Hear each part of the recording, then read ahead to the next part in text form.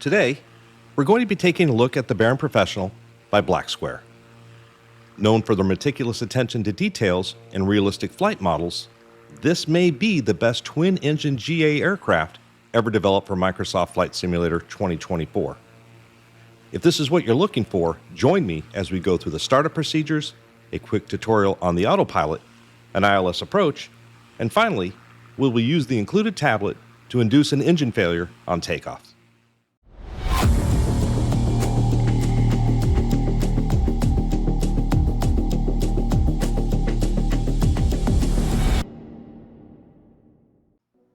Before we get started, I wanted to show what is included in the pack. You're going to get 3 unique aircraft variants. The 58 Professional, which is highlighted now, is your standard, normally aspirated engine. The 58 Papa stands for pressurized, and it's obviously your pressurized version. And down below, the 58 Tango Charlie stands for turbocharged, and it'll be turbocharged and pressurized.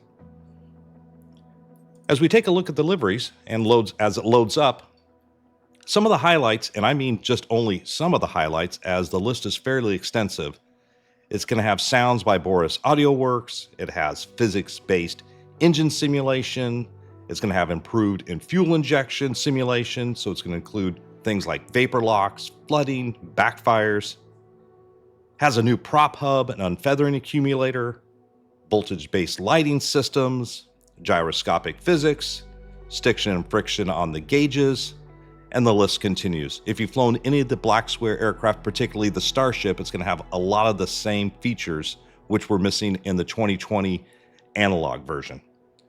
As we take a look at the liveries, you see it has multiple liveries for each aircraft, and each aircraft livery has a unique interior, supposedly reflecting the decades that the aircraft has been in service. All right, so just a quick overview.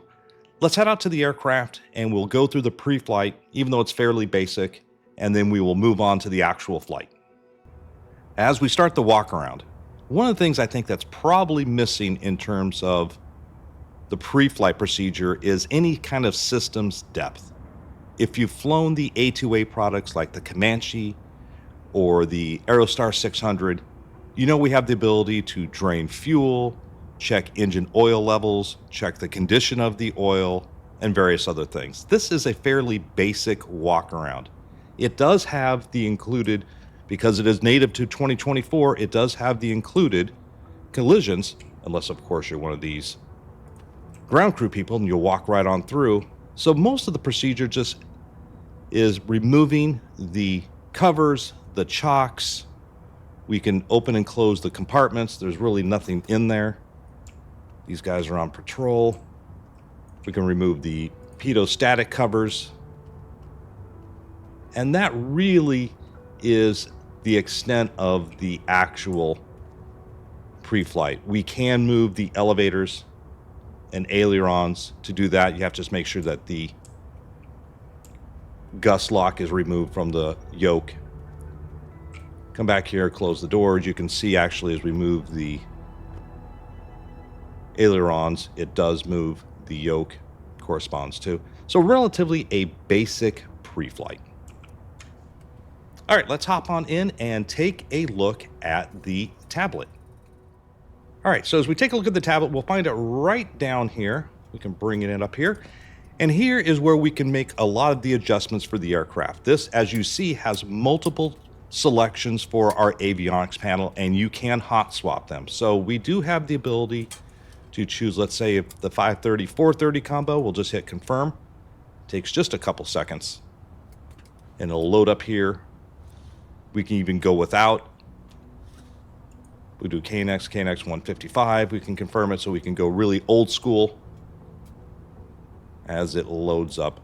But as you all know, if you've flown with me at all, I prefer my GTN 650. It is a payware program, but I think it's an excellent worthwhile investment. The ability to drag the screen around is just, I think, really awesome. It's easy to use, easy to see. Down below, you can see cloud strobe effects. That's one of the things that is included in this build, is the strobes reflecting off the clouds. That's like a real thing. Usually when you start flying IFR, you start turning all the strobes off because it just starts reflecting in the aircraft. Go ahead and walk right on through. And so that is simulated here in the aircraft. You can use that or not. Load with the chocks and covers deployed. So we'll just remove that. Over here, we can check the payload. And if you've flown, once again, the Starship, this is the similar setup. It wasn't in the 2020 analog version, having this tablet. We have our left and right engine in terms of our compression. This is real time, so as we introduce fuel, you'll see the fuel go into the lines. You'll see the oils go into the lines. It's really neat for visualizing everything. The electric page, cabin page, this all is for your environmental systems that are modeled to include cabin temperature, rate of climb and descent for pressurization. That's your ear discomfort down here. You see down below on the lower right-hand side. And here is the failure page, and we will use this on our last leg, and we'll just introduce an engine failure right on takeoff, and we'll go ahead and fly the procedure how it's meant to be done. So let's go ahead and put this away. And before we get started, I wanted to talk about just one thing really quickly. If you haven't flown a twin before, there are a couple new markings on the airspeed indicator. The first marking is going to be that red line that you see. That is going to be the minimal controllable airspeed with the critical engine inoperative. The critical engine is almost always going to be the left engine unless it has counter-rotating props, in which case there is no critical engine. And the critical engine is just defined as if you lose that aircraft, what will have the most adverse effect on the aircraft. So 85 knots is going to be our minimal controllable airspeed. The blue line is going to be our best rate of climb on a single engine, right at 100. I think it's technically 102 knots. And then as you see, this isn't a multi-engine thing, just the white diamond just below 160 knots or so. That's just going to be the airspeed we can drop flaps and gear. As we take a look at the panel, as we try to demystify it a little bit, the very top is going to be our manifold pressure. You can see it only goes up to approximately 30 inches, which is of course 29.92 is our standard pressure day. So when the throttle is completely open, there is no vacuum. If you're flying the turbocharged version, I think it goes up to 40 or 45. Down below that is going to be our engine RPM. We're going to kind of want to hold around 1200 or so after we start the aircraft engine, because once again, this is a black square aircraft, which means they are simulating the fouling of the plugs. And when do you foul your plugs out? Well, when you're running the leaded fuel at a low temperature, the lead tends to build up on the fuel. Below that, we see our fuel flow indicators, and below that, we see our temperatures and pressure. So a fairly easy setup once you know what to look for. Once below that, we'll see our fuel indicators, our de-icing pressure, that's for our boots, our prop amps. Once again, that's an anti-icing thing. Other than that, I think it's all a relatively standard type of setup. If you have any questions down below, if you need something explained, please leave a comment and I will go through it. All right, so let us begin with the checklist. All right, let's get started with the before start engine checklist. I'm not going to spend a lot of time on the checklist as it's fairly simple. It's kind of a read and do checklist type, unlike the airlines where we do flows. It also is interactive, which is great. I really appreciate the fact that they've done that for us. It means that you can just click on the icon. It'll bring you to where you need to look at, hopefully. All right, so we'll just run through this fairly quickly. So the pre-flight inspection is done. The control locks are removed. Seat belts are secured. Doors are latched. Parking brake is set. Emergency gear handle. It's one of those unique ones right back there. That way we don't have to set a camera angle specifically for that. Avionics breakers in. Whenever you see breakers on a black square aircraft, definitely take a look at them, because what you're going to find is occasionally they will be popped out. Sometimes it's kind of something minor, and sometimes it can kind of be a big deal. It's the fun of a black square aircraft. All right, flaps are up. Oxygen pressure 1550 to 1850. That is right next to the USB ports there. Avionics are off. And let's see if I can get my camera work. Wrong one. Throttles, prop, and mixture. We want the props closed, props full forward, and mixture full rich. That takes care of that.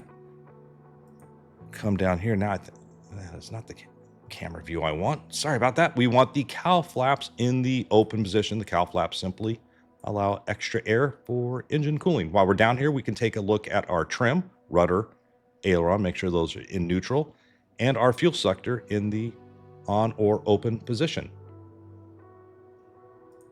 Cowl, aileron, rudder trims, landing gear is down. All sub panel switches are off. Main breakers, let's take a look at those as we just mentioned. Let's see if we can see anything that has popped. Nope. Alternate static air source right here. All these things are functioning. We will come back to here. We remove the yoke, and then I can show you where the CO2 detectors are right there. You can see everything lights up. All right. Fuel selectors, we're going to check that those were open, and now we can come back here and put our battery switch on and our beacon light in the on position. While we're here, we can check the bus volts, which needs to be at least 23 volts minimum. That's basically what we have right here. Once again, black square will model your electrics, which means if you're out here playing with, let's say, your GPS or working on some stuff, or you're doing your pre-flight and turn all the lights on like you should do, and as you do your walk around, it will kill the battery. All right, so the annunciator panel, let's come up here,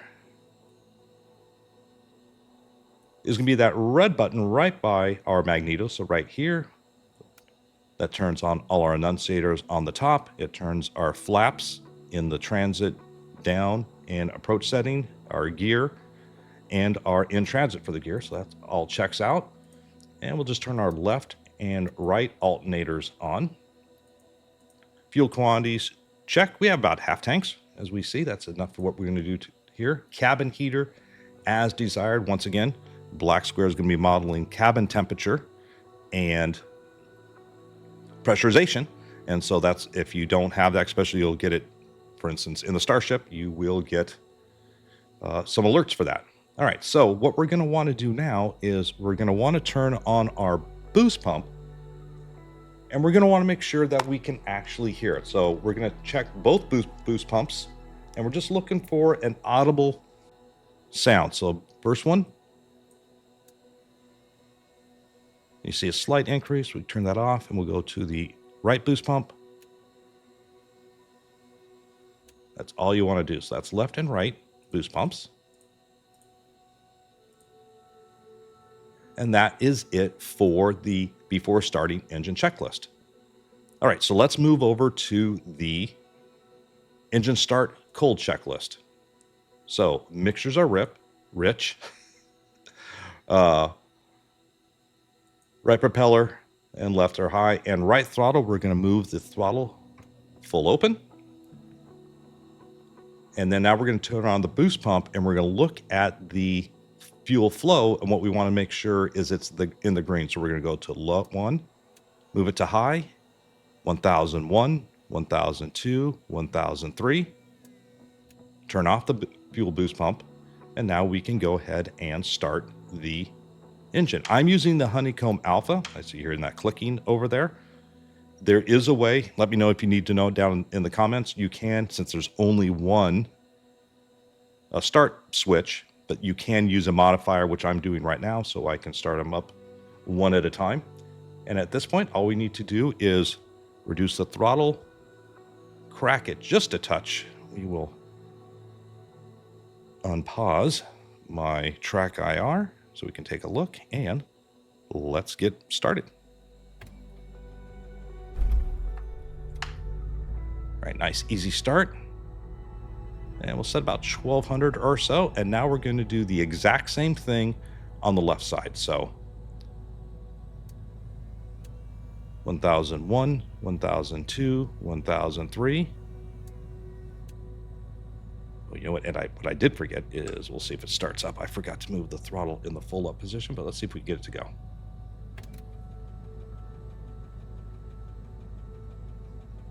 And you see, I forgot to move the throttle in full forward, and now it's having a hard time starting. So let's come back and we'll see if we can do that one more time. 1001, 1002, 1003. Throttle back, crack it.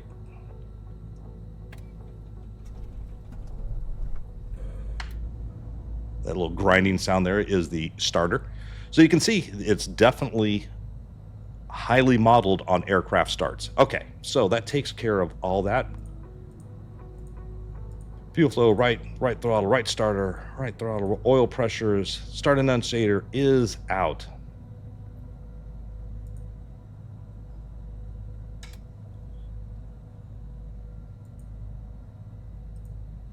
And then we come down and check down here, make sure we have 28 volts, and we do. Engine instrument checks, left mixture full rich. We're back to starting here, so that's the left-hand side. So fairly simple checklist. As soon as we do this, though, we should probably move our mixture, I don't know, about halfway or so. That'll help some of that fouling that we were talking about earlier before. Oil pressures are good. Start annunciators have been extinguished. Low voltage annunciator, left alternator, slow 28 volts check, and we are done with the engine start sequence. All right, so let's go to after start. Fairly simple. Lights as required. Come back down here, and we'll turn on our strobe. We'll turn on our nav. We'll turn on our taxi. Why? Because we're not paying for the bulbs. All right, weather radar. We can turn that to the on position. That should take care of all the ground crew walking around in front of us. Avionics switch to on. Cabin air and heat as desired. You see it's about 82 degrees. We come over here, we can actually open this up. This is a chance to listen to the engine a little bit and cool us down. Air conditioning as desired. Mixtures lean, parking brake release, and brake check. All right, so that is it. All right, so let's take the parking brake. Let's get rid of our EFB.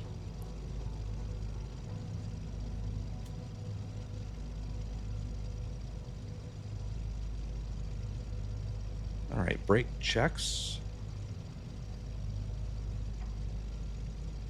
I have found that this is a pretty good aircraft to taxi. I've had some issues, I think, with some of the... I can get my track IR back on again. I've had some issues with some of the other aircraft being very difficult to taxi. This is extremely responsive, which is nice. Makes it easy to taxi. All right, so we're just going to run right out here to the runway here real short. The plan for us is we're just going to take off straight ahead.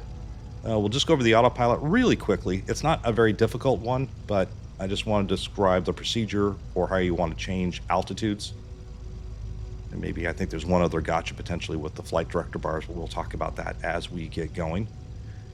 And we're going to come up down to the approach end here, and we're going to run through the before start checklist, and that's going to really be just going to check our mags and some of our anti-icing stuff.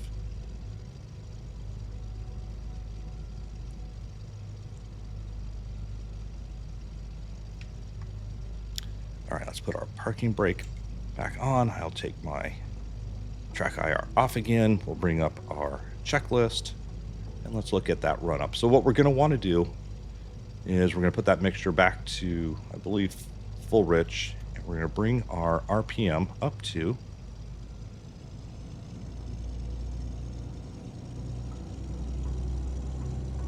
1700. And the very first thing we're going to want to do is I kind of look down here so you can see everything. Is we're going to just run through our props really quick. So, and you're looking for right around a 300, what's up a little bit more, 1700, not 15. Looking for about a 300 RPM drop as we do this. And usually, come on, Moody, you just do it twice. You don't want to hold it down there. It's not good for the engine. Just cycling, making sure that the oil is getting into the hub. And at this stage, we can also now start doing our normal magneto checks. Looking for more than 150.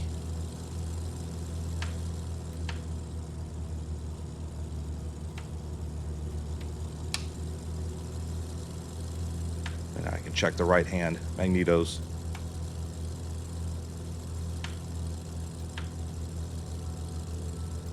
And our magnetos are done.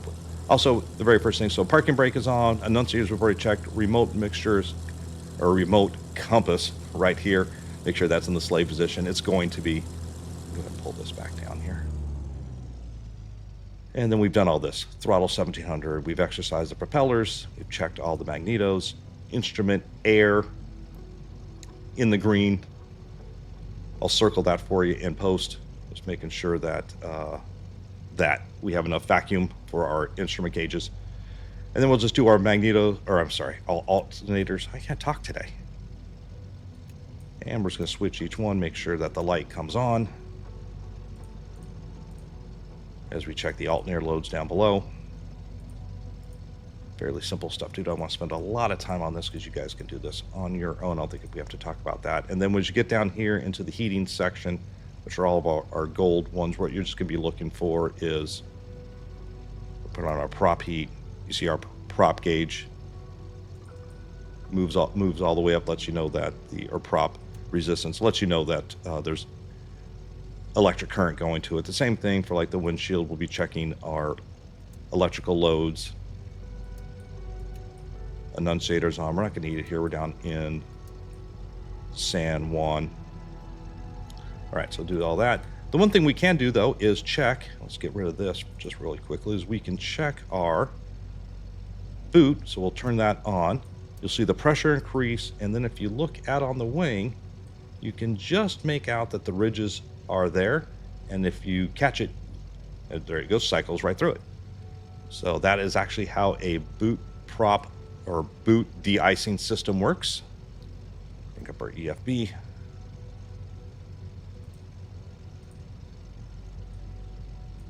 I think we've covered most everything that's important in here. Once again, you guys can go through it. It's all, I just want to cover it really quickly with you guys in case you missed anything or if this is your first time flying. There's a boot pressure right there, surface de-ice, boot pressure, throttle. Let's see where we at here. A little down low, let's bring it back up to about 1200 on the RPM. The autopilot check. So we can come over to the autopilot panel. It's hard to see here, but we can engage and put our heading on. And then what we should see here is if we turn,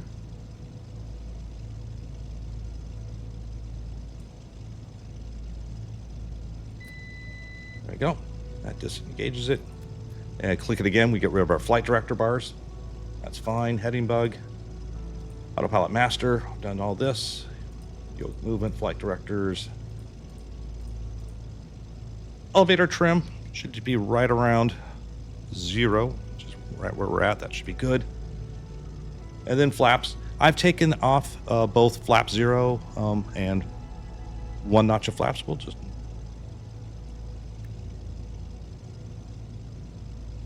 as we pull our flaps all the way up, put it in the approach section right there.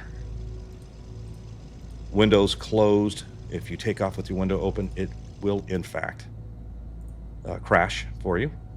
And we can check our flight controls, which is my last chance to make sure that the Honeycomb Alpha is actually secured to the desk. All right, altitude, inner knob, thousands of feet, small knob, hundreds of feet. So we'll just set 2,500 for now. Takeoff heading, panel lights. So we'll go ahead and turn on our landing lights, parking brake released, and let's taxi out to the runway.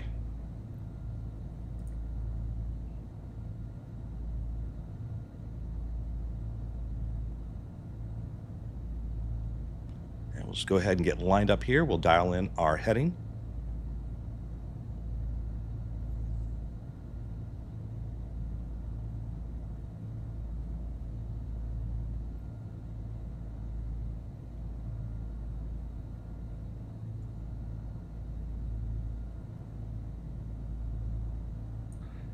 All right, I think that's it. So let's go ahead and bring our throttles all the way up. And you can hear that. And if we look right down here,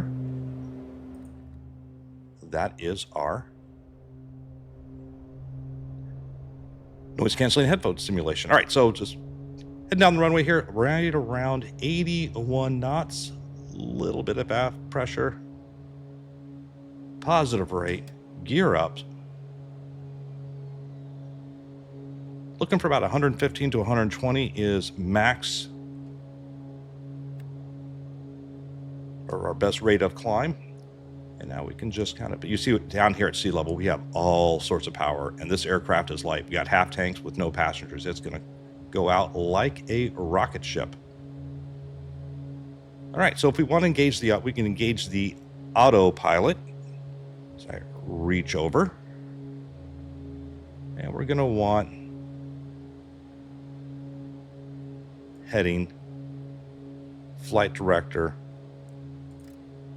arm that up. And now we should level off right at 2,500 feet. At 1,000 feet, we should get our warning. There we go. So we now know, as we look at that autopilot panel at the very top, it says alert, which means we're within 1,000 feet. 2,500 is our altitude, arm. Now we have capture. So right at 2,500 feet, the aircraft will level itself on its own. All right, and as you do your after takeoff checklist, if we look down here, you see we're pulling in around 27 inches of manifold pressure. So depending on what you would like to cruise at, so we can pull it back to 25 inches manifold pressure, then we will bring the props back to 25. And you can see that spinning disc, and that is telling us if our props are in sync. So it's going to the left a little bit. So kind of get that as close as we can. And then we come down here and we'll put our prop sync on. And that will help get those props synced. And it's really not an issue flying in the simulator, but if you've ever flown a twin in real life, it gets this really out of phase sound to it, and it gets really annoying really quickly. All right, so as I mentioned before, let's talk a little bit about the autopilot. It's not really that difficult up here, but what I wanted to talk about is how we change altitudes. So what we want to do is let's set a new altitude of 4,000 feet. So we have 4,000 feet selected. Now on the inner button, right click, which will put us in vertical speed mode. And now you see feet per minute with 0. So let's dial in, I don't know, 1,000 feet. And then we're going to hit the engage button. And now you see vertical speed. You see the arrow pointing up 1,000 feet, and it's still armed, which is what you want to see. You want to make sure it's going to level out at the appropriate altitude. So right at 3,000 feet, we should get the alert, audible, and then we should get the capture up on that screen right there. So as we're climbing out, if you look through the manual, all 165 pages, you will, right, 3,000 climbing for, there's a whole bunch of performance charts down there. And so really quickly, for all the number of geeks out there, if you were to cruise at 6,000 feet, if you were to use 25 inches of manifold pressure, 25 inches on the RPM, it's going to give you a speed of about 188 knots and a range of 868 nautical miles. If you wanted to go down to 23 inches of manifold pressure and square that up, that would be 171 knots and 1,006 nautical mile range. And then all the way down at 21, which I think is like 55% of power, you're looking at 141 knots and 1296. So we don't pay for the gas, so I'm running it at 25 over 25 the entire time. All right, so what I thought we'd do really quickly right here is, as it levels off here, what we're going to want to do is come up with a flight plan. And as I turn back on my track IR, we can see we are just past San Juan International, which we'll head over to right now. So let's just execute a 180-degree turn. Let us go back down to, make sure you right click in there. Let's go back down to 2,500.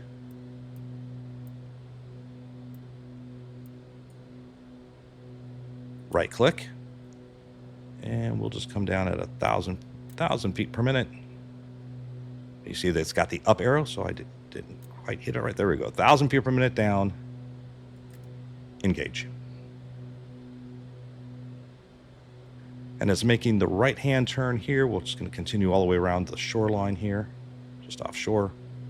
We'll come over to the wrong camera. What I really like here about this 750. So we'll come up here. We'll do our flight plan. We will just type in TJSJ, enter. We'll head back. We'll put in a procedure. We'll hit the approach, ILS 10. And we're going to go ahead and load. Well, we can load or activate. The only thing when we activate, it's going to throw us in VLOC, but we're already there. So we can load and activate. And then we're going to be looking over for Ramsey. I vaguely know where I am, as I've been to San Juan. I think the total time is about, I don't know, give or take 100.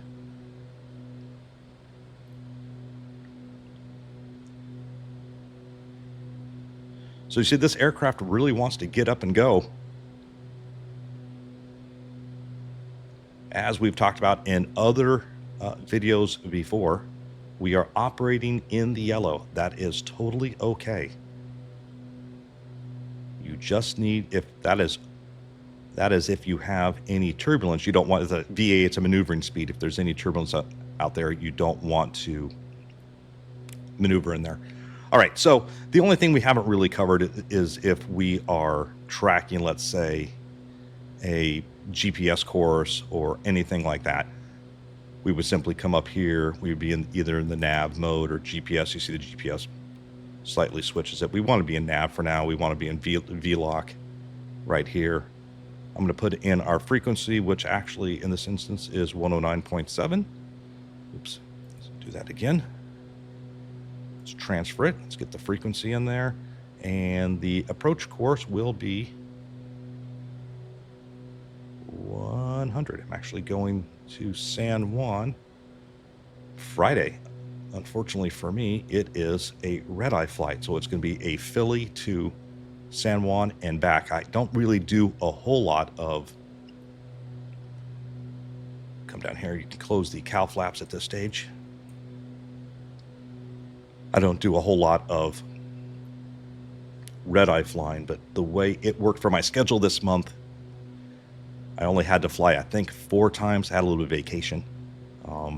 And so I just, to fly the least amount, it assigned me a red-eye flight, which I do not like. I'll be leaving, I think, Philadelphia at like 9 o'clock at night, getting back at 6 in the morning. So it's going to be a night.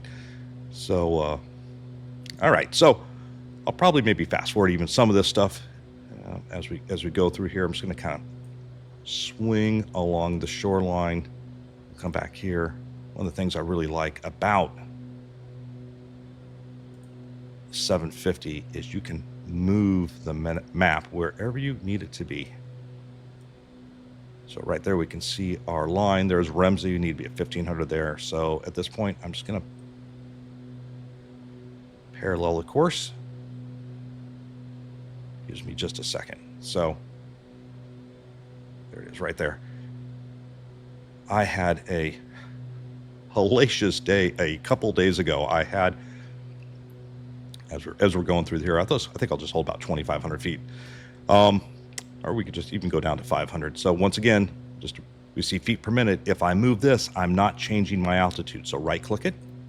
That brings our altitude 2,500 feet. Inner knob, 100 feet. Right click again. And now we'll just come down at 500 feet per minute. Engage. That way we won't have to swing it out so far.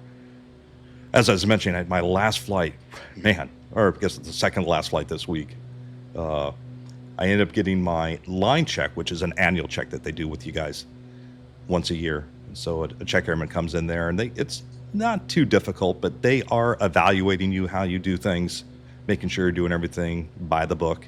You can fail a line check. If you do fail a line check, you are immediately removed from flying status and sent back out to Denver for retraining. It doesn't happen that often, but it can happen. So they don't really induce any additional failures, or they're not really asking you a lot of questions. They're really in there to observe. I knew the check airman. We're very friendly. I've known him for a while. So the line check actually went really smoothly. No issues whatsoever. It was the return trip that turned in probably one of the more difficult, obnoxious trips I think I've maybe ever had flying an airline. I ended up, there's Tanner. Tanner's, I think, 3,000. So what we're going to do here right now is we're just going to start slowing up a little bit. We need to get under around 150 knots. So let's bring it down to around, 20 inches, 19 inches of manifold pressure. So approximately, we'll go ahead and start our turn in all the way.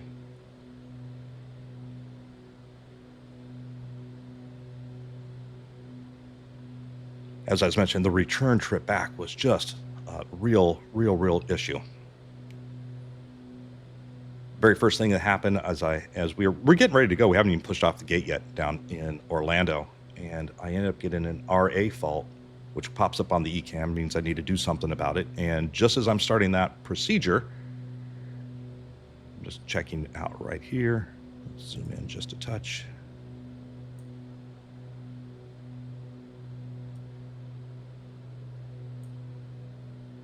I don't want to get too close and get above our glide path, so we'll just kind of hold this for now. As we come down here, though, I can hit the approach button, and then we'll get all ready to fly the actual approach. I should, at this point, should be pretty much hands off. I might just help out the intercept angle a little bit here. There we go. It's actually started its turn, so it's got a low capture up there. Anyways, as I was mentioning, I ended up, so I got it like an RA fault, no big deal. Went to deal with it, and just as I'm running the procedure, which is really just means I'm gonna have to shut off a couple circuit breakers, no big deal. It fixes itself, excellent, no problems. And we're just gonna waggle back and forth here as we get kind of on track here. But this is doing its own job. We're down at 150 knots. I'm sorry, just talking multiple things here. So we're at 150, and as we look at our glide slope, we see we're about a 1 dot above, and we're on speed here. So the very first thing I can do is I will go ahead and put gear down, because we want to have a little bit of drag before we start that approach. And let's do our very first notch of flaps. Come over here, just visually check. Excellent. And we are coupled, and we are right on the glide slope, holding it perfectly in. And I'm just going to pull out maybe, let's say, about 15 inches of manifold pressure or so. We're going to look right around 100 knots or so on the way in. Anyway, so we fixed that, or it fixed itself. Got all the passengers on board, getting ready to go, fired up the APU so I get off ground power, had an APU shutdown. Never had that happen, just an automatic rollback. Luckily, there was not a lot of procedures to do with that one. I just had to restart it again. But, of course, my check airman's still up front with me. And even though I've already passed my my line check, still a little bit nervous in case I'm not doing anything wrong. It's not like he can not, if I'm doing stuff wrong, it's not like he can just wave it off. But that fixes itself. Pull out of the gate, major thunderstorm going on. We get a reroute. Takes us like 45 minutes to get to the runway, no issue. Take off. Finally, we are en route. All right, so we're coming up on 1,000 feet. I want to be kind of fully configured here, so I'll bring in my last notch of flaps.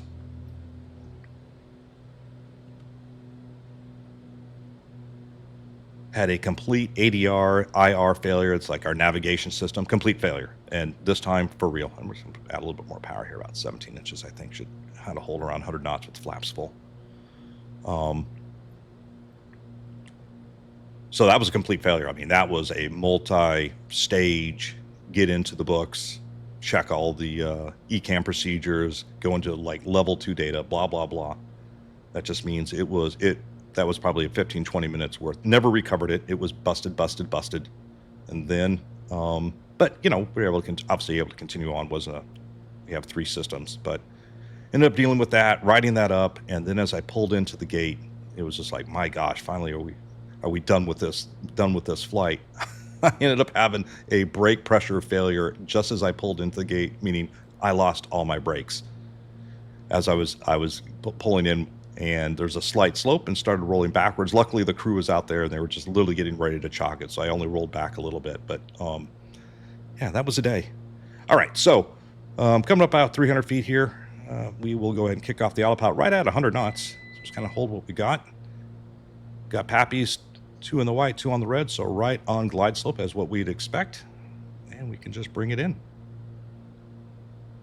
I think this aircraft flies very, very well. Very responsive, very smooth.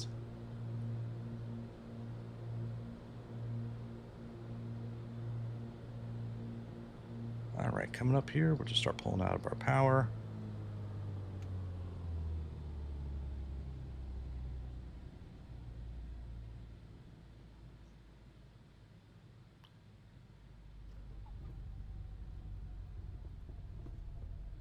All righty, nice and simple. Back on center line. Low voltage, we're going to get that with the alternator. That's just because I pulled the throttles all the way back. All right, so tell you what, let me reset the aircraft right on the runway and let us do an engine failure real quickly, and we will go through the procedure. All right, so I will see you all in just a second. All right, folks, we are sitting here on the edge of the runway. We are all set and ready to go. We've got an altitude of 2,500 feet. We've got our heading indicator pointed straight ahead. And before we get going, let's talk a little bit about the engine failure. I'll post up on the screen what the procedure is, but I think the most important thing we need to keep in mind is aircraft control. We want that nose to point straight ahead, and we want to maintain an airspeed of at least 85 knots, of course, and transition over towards 100. Depending on how much we weigh, this can be a real struggle for us, especially continuing a rate of climb. To get that nice rate of climb, we need to remove drag. Our gear is a big function of drag, and so are our flaps. This instance, we're going to take off with flap 0, just to show you guys we can take off with flap 0, or flaps all the way up, sorry, a little Airbus terminology. The second, or the third, probably the largest drag is going to be our prop. But we're not going to deal with that just yet, because what we want to do is identify the correct engine. And if you look at some of the crash statistics, just having 2 engines doesn't really help you out, especially if you're not trained for it. There is a tremendous amount of people who pull the wrong engine when they start to panic as the engine goes out. Remember, in aviation, especially in airplanes, not necessarily in helicopters, you have time to evaluate what you need to do. And we're going to do that here. We're not going to panic. So our first part of this engine failure is aircraft control. Second, remove drag. Third, identify the correct engine. And so when I say remove drag, automatically gears coming up, flaps are coming up if I'm at least 85 knots. Next, identify the correct engine. Well, to keep the nose pointed straight ahead, we are going to need a lot of rudder. And it's only going to be, you're only going to be using one leg. And so the memory device is dead foot, dead engine. And so when you have an engine failure, it takes usually a lot of pressure in the real world. You're really pushing in on the rudder pedals. And so, I mean, to the point, like it's almost a little bit of a strain. Here, not necessarily so much. I mean, I'm using the Virpil ones, so there's really no feedback on it. But Dead foot, dead engine. We'll literally take that left foot off the rudder pedals, and then we're going to go through the procedure. And really quickly, the procedure is going to be, now that we've identified it, which will be, will be the left engine. Up on the upper panel, you'll see a flash will say engine. There's be like an engine thrust alarm. It's going to help us identify it. Second, we're going to identify it by the rudder trim, and then we're going to go through the procedure, and the procedure is just going to be the in-op throttle. We're going to close that, wait, in-op prop, feather. You're going to see that's going to immediately give us a lot more climb power to it. We're going to make sure we hold 100 knots, in-op, and then after that, it becomes a lot of securing the engine for the post-crash fire that may or may not happen for us, right? So it's going to be in-op mixture cutoff, in-op boost pump off, in-op fuel selector off, in-op alternator off, in-op magnetos off, cowl flaps closed, and then we want to check the alternator load that's below 80 knots, all right? Do we need to do those last little bits? Well, we probably should before we land, but that's not our priority. Once again, the priority is just going to be maintaining aircraft control. And once we got the aircraft controlled, we've got it trimmed out, nose is pointed straight ahead. We can engage the autopilot if we need to. Then we can walk through those procedures, which I may or may not show here, just depends. This is probably starting to run a little bit late. The critical thing will just be actually identifying and flying the correct engine. So let's go ahead and pull that up. And then when we right about liftoff, I'm just going to look down here and press the fail now, and we'll take it from there. All right, so I think without further delay, let's go ahead and bring our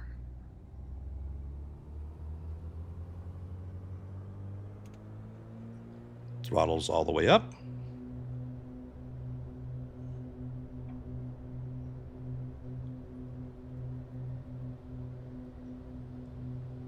One hand here right around 80 knots. We'll start to rotate. As we rotate, we'll fail that engine. Fail it. There we go. Starts to yaw. Nose pointed straight ahead. And now we're just trying to maintain directional control. So gear up.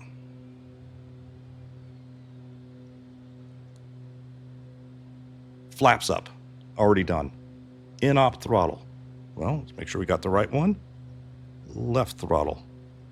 We wait.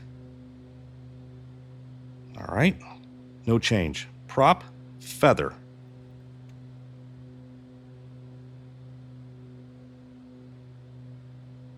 Mixture.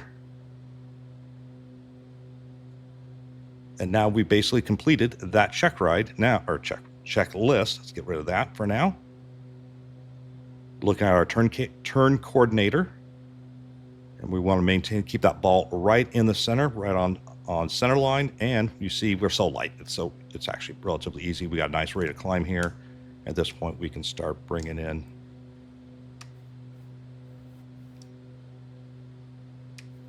I'm just using a little bit of trim, rudder trim.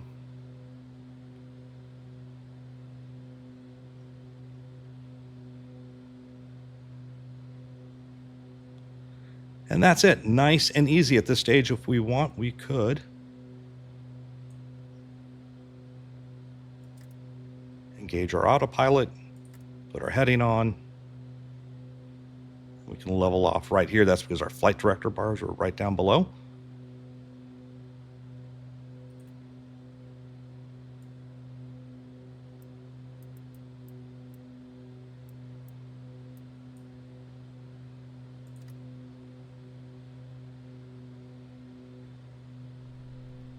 Just readjusting a little bit, and that is it. So really typically simple to do an engine out in this aircraft. All right, anyways, I think that's all I wanted to show you for today. I'll be using this aircraft in my Neo Fly series. We'll fly a couple of different variants, but I just want to give you a quick first look. Once again, everybody, thanks for watching. I appreciate all the support. Like, subscribe, and comment if you found some value to this episode. If you have any questions, let me know down below. I'll be happy to help them, or hop onto my Discord, which will be linked in the description below. And once again, everybody, thank you, and I will see you all in the next one. Take care for now.